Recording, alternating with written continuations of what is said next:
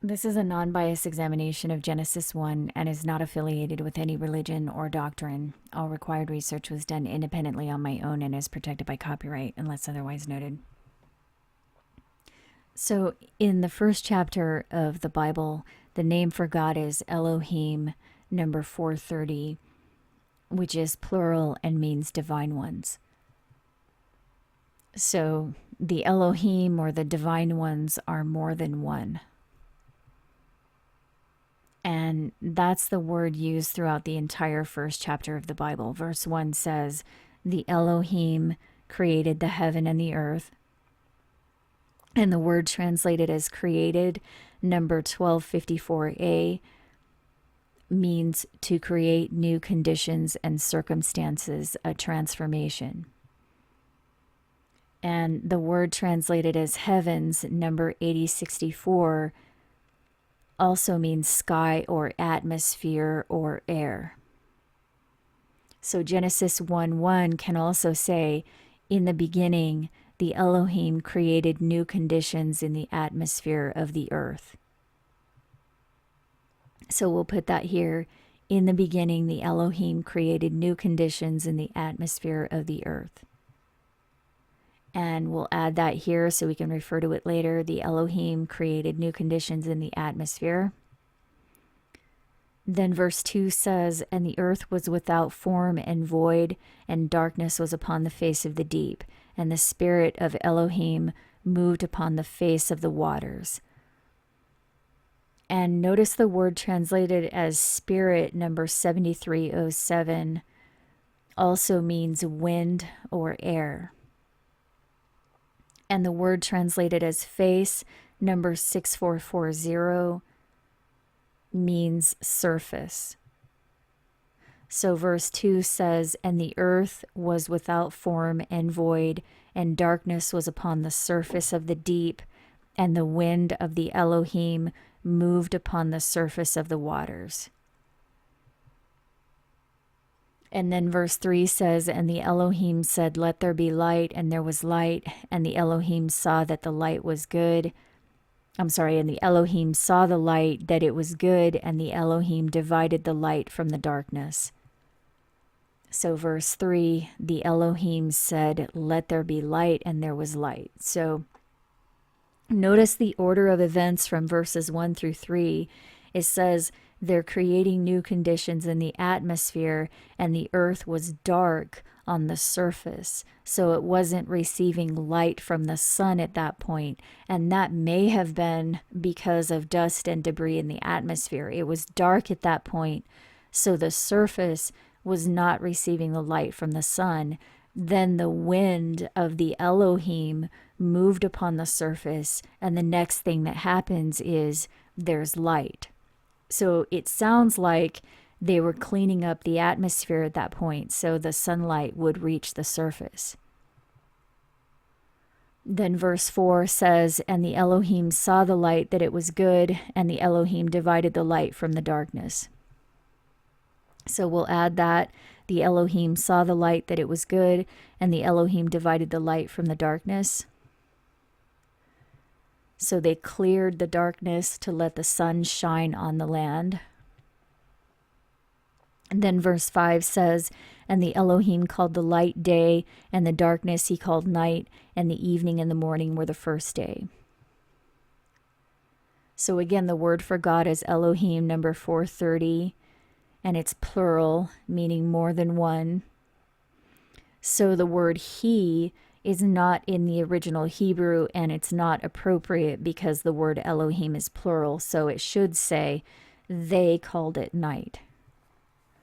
So it says, and the Elohim called the light day, and the darkness they called night, and the evening and the morning were the first day. So it's telling us verses 1 through 5 occurred in one day. And the word day can mean three different things in the biblical code. It can refer to a 24-hour period. It can also refer to 1 year, as in Ezekiel 4:6, a day for a year. Or it can refer to 1,000 years. 2 Peter 3 verse 8 says, 1 day is with the Lord as 1,000 years, and 1,000 years as 1 day. So each day in Genesis 1 most likely refers to either 1 year or 1,000 years. The atmosphere was cleaned and light reached the surface in the first day. So in the first year or in the first 1,000 years, that's what happened. And then verse 6 says, and the Elohim said, let there be a firmament in the midst of the waters, and let it divide the waters from the waters. And the word translated as firmament, number 7549, means extended surface right here. So let there be an extended surface in the midst of the waters and separate the waters from the waters. And this word for waters, number 4325, right here has different meanings as well. The first meaning can refer to a spring or a well. It can also refer to the rivers or the seas, or the subterranean waters underground, or it can also refer to the waters in the clouds. So one translation would be, let there be an extended surface in the midst of the waters and separate the waters in the seas from the waters in the clouds. So we'll add that. And the Elohim said, let there be an extended surface in the midst of the waters, and let it divide the waters in the seas from the waters in the clouds. And then verse 7 says, and the Elohim made the firmament and divided the waters which were under the firmament from the waters which were above the firmament. And so it was, and it was so. And this word translated as firmament, number 7549, means extended surface. So we'll add verse 7. It says, and the Elohim made the extended surface and divided the waters which were under the extended surface from the waters which were above the extended surface. And it was so. And then verse 8 says, and the Elohim called the extended surface heaven, and the evening and the morning were the second day. And this word translated as heaven, number 8064, it means atmosphere.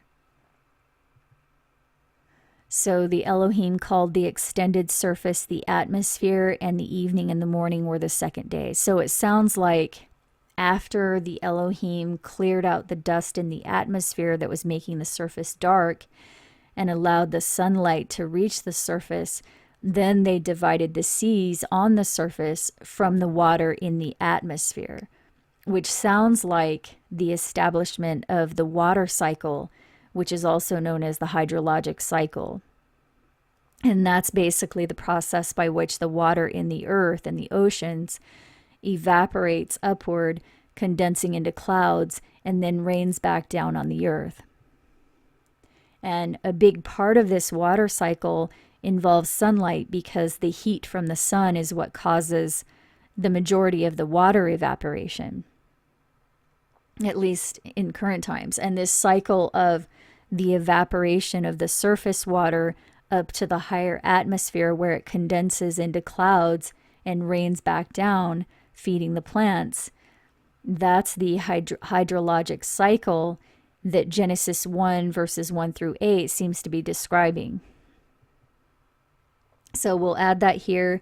The Elohim appear to have been the ones who created the hydrologic cycle on the earth, or created the conditions necessary for its process. And then verse 9 says, and the Elohim said, let the waters under the atmosphere be gathered together into one place, and let dry land appear. And it was so. So we'll add verse 9. Let the waters under the atmosphere be gathered together in one place, and let the dry land appear. And then verse 10 says, and the Elohim called the dry land earth, and the gathering together of the waters called he seas, and the Elohim saw that it was good. So again, the word God is Elohim, which is plural, so the word he is not accurate, and it's not in the Hebrew. The correct word would be they. So verse 10 says, and the Elohim called the dry land earth, and the gathering together of the waters they called seas, and the Elohim saw that it was good.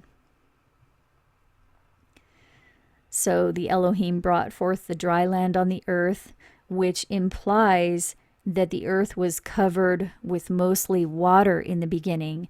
And that's something that has been confirmed by scientists in recent years. This is an article from New Scientist, which says scientists now have reason to believe that the earth was covered with mostly water until about 2.5 billion years ago, with land making up only 2 to 3% of its surface.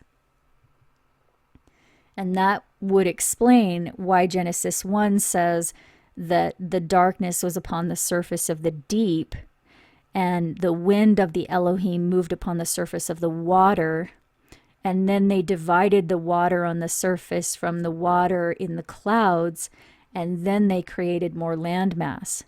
So that seems to confirm recent scientific calculations that the earth, the early earth, was covered with water.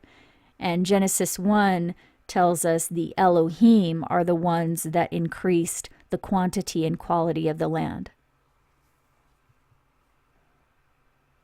And then verses 11 through 13 say, and the Elohiym said, let the earth bring forth grass, the herb yielding seed, and the fruit tree yielding fruit after its kind, whose seed is in itself upon the earth. And it was so. And the earth brought forth grass and herb yielding seed after its kind, and the tree yielding fruit, whose seed was in itself after its kind. And the Elohiym saw that it was good. And the evening and the morning were the third day. So the Elohiym said, let the earth bring forth grass, herb, and fruit trees, whose seed is in itself. And the earth brought forth grass, herb, and tree yielding fruit, whose seed was in itself after its kind. And the Elohiym saw that it was good, and the evening and the morning were the third day, or the third 1,000-year period. So we'll add that here as well. They brought forth plants and trees and their seed. And then verse 14 says, and the Elohiym said, let there be lights in the firmament of the heaven to divide the day from the night, and let them be for signs and for seasons and for days and years.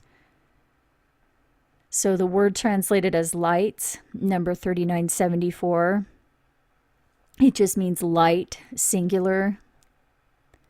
So the direct translation says, Elohiym said, the light in the expanse of the sky that separates the day from the night will be for signs, appointed times, days, and years. So the Elohiym said, the light in the expanse of the sky that divides the day from the night will be for signs, appointed times, days, and years.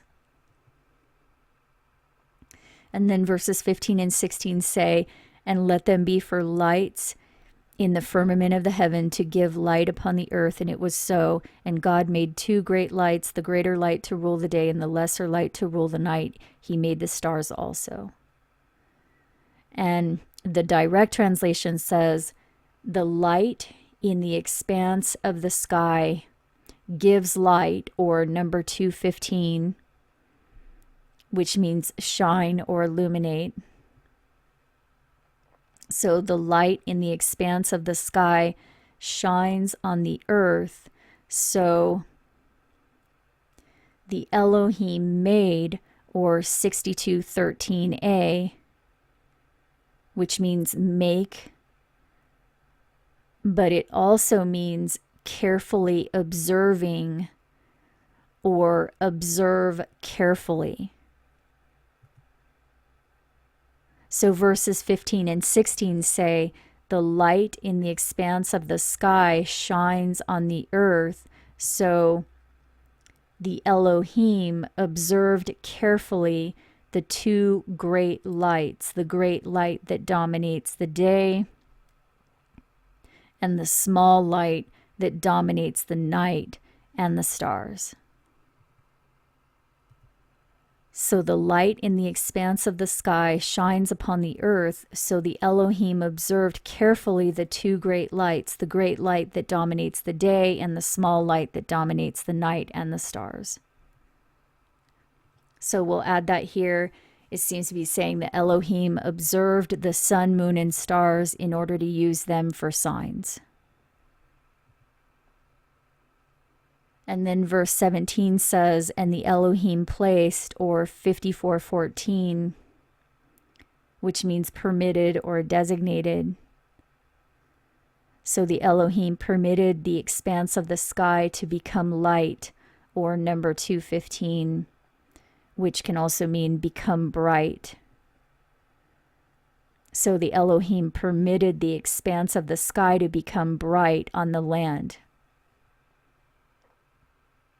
and dominate the day and night and separate the light from the darkness. And the Elohim saw that it was good. And then verse 19 says, and the evening and the morning were the fourth day. So verses 17 through 19 say, and the Elohim permitted the expanse of the sky to become bright on the land and dominate the day and the night and divide the light from the darkness. And the Elohim saw that it was good, and the evening and the morning were the fourth day. And we'll add that here. It says the Elohim caused the sun, moon, and stars to be visible on the earth. And then verse 20 says, and the Elohim said, let the waters bring forth abundantly the moving creatures that have life and fowl that may fly above the earth in the open firmament of heaven. And this word translated as fowl, number 5775. It means flying creatures, birds, and winged insects. So it says, let the waters bring forth moving creatures and flying creatures that may fly above the earth in the open firmament, or firmament is number 7549,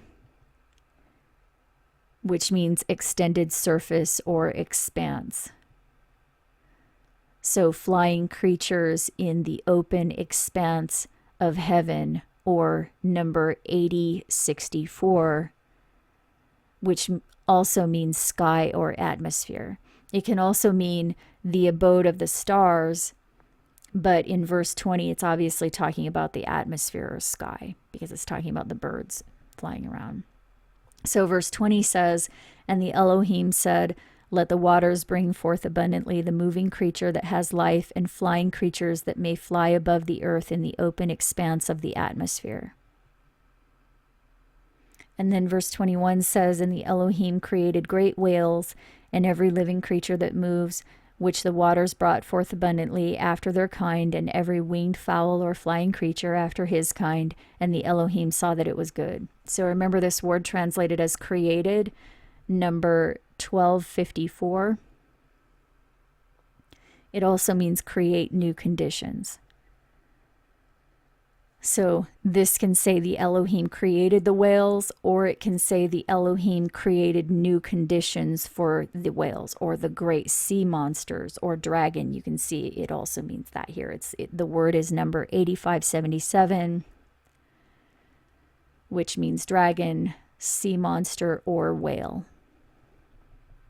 So verse 21 says, and the Elohim created new conditions for great whales and every living creature that moves, which the waters brought forth abundantly after their kind, and every winged flying creature after their kind. And the Elohim saw that it was good.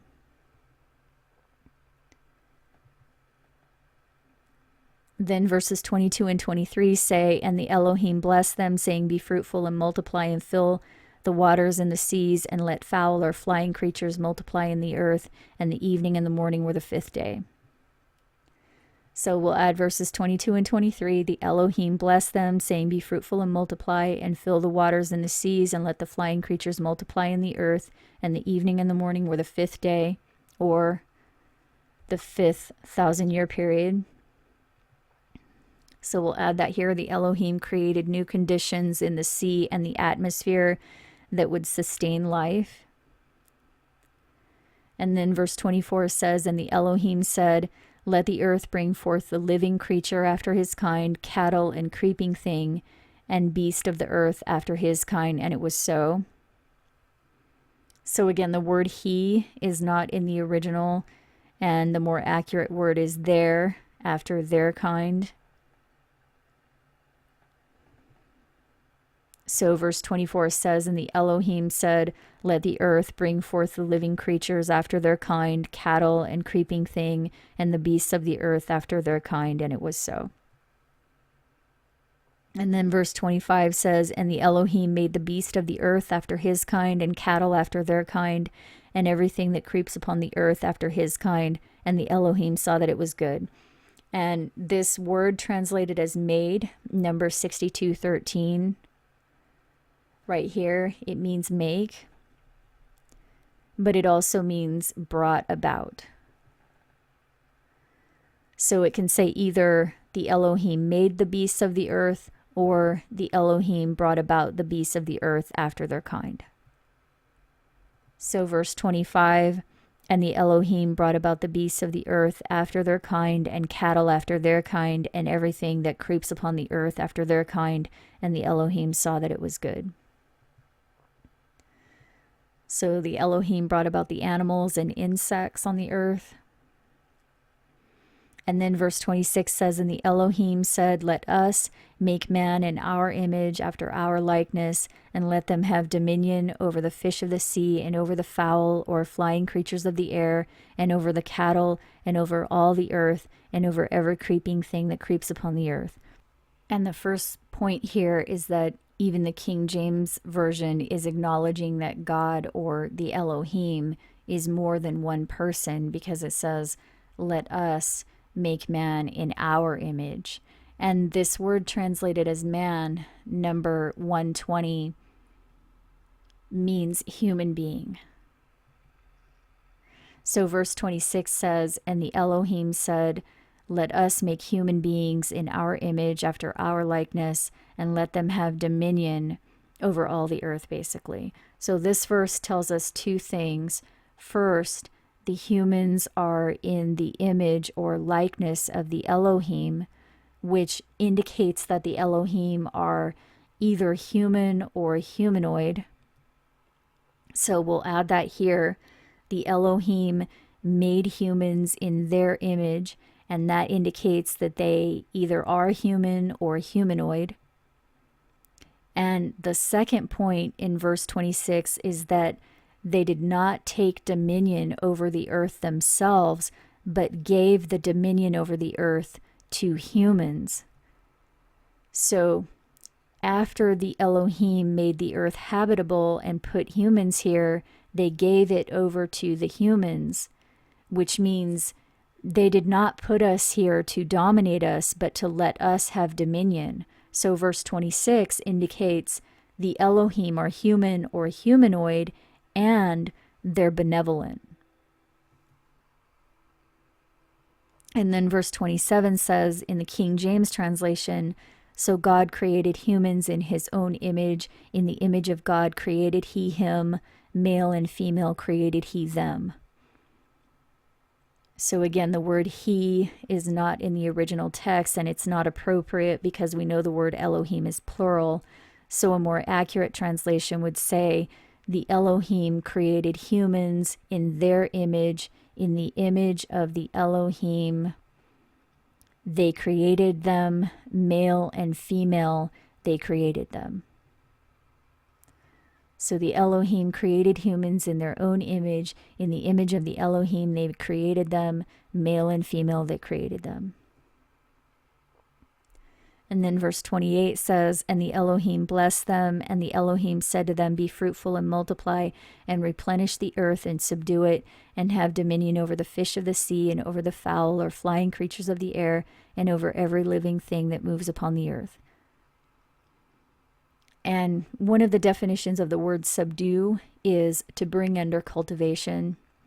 So verse 28 says, and the Elohim blessed them, and the Elohim said to them, be fruitful and multiply, and replenish the earth, and bring it under cultivation, and have dominion over the fish of the sea, and over the flying creatures of the air, and over everything that moves upon the earth. Then verse 29 says, and the Elohim said, behold, I have given you every herb bearing seed, which is upon the face of the earth, and every tree in which is the fruit of a tree yielding seed. To you it shall be for meat. And the word translated as herb also means plant. The word face, number 6440, also means surface. And the word translated as meat, number 402, also means food. So verse 29 says, and the Elohim said, behold, we have given you every plant bearing seed, which is upon the surface of all the earth, and every tree in which is the fruit of a tree yielding seed. To you it shall be for food. So the Elohim blessed humans and gave them plants and fruit for food. And then verse 30 says, and to every beast of the earth, and to every fowl or flying creature of the air, and to everything that creeps upon the earth wherein there is life, I have given every green herb for meat. And it was so. So notice the phrase I have given is not in the original. It just says all the green herbs for food. So verse 30 says, and to every beast of the earth, and to every flying creature of the air, and to everything that creeps upon the earth wherein there is life, every green plant will be for food. And it was so.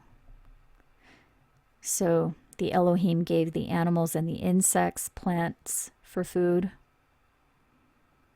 And then verse 31 says, and the Elohim saw everything that he had made, and behold, it was very good, and the evening and the morning were the sixth day. And again, the word he is not in the original and not appropriate because the word Elohim is plural. So you can see verse 31 says, the Elohim saw all they made, and behold, the abundance was good. So verse 31 says, and the Elohim saw everything that they had made, and behold, the abundance was very good, and the evening and the morning were the sixth day. So all throughout the first chapter of Genesis, we're told that what the Elohim did for the earth and all the life on it was good. That's mentioned over and over throughout Genesis 1. So this is basically what Genesis chapter 1 explains as the short version of how the earth was made habitable for life by benevolent beings that appear to have been either human or humanoid. And in the next video, we'll look at Genesis chapters 2 and 3, which talk about Yahweh and the hybrids. So if you want more information, the whole series playlist, Bible's Countdown to the Asteroid, is linked here. And there are several other videos linked in the description below. Just click on Show More to open up more links on this subject. And if you like this video, please consider providing support. These presentations are funded by viewers like you, so I just want to say thank you to everyone who's making this research possible.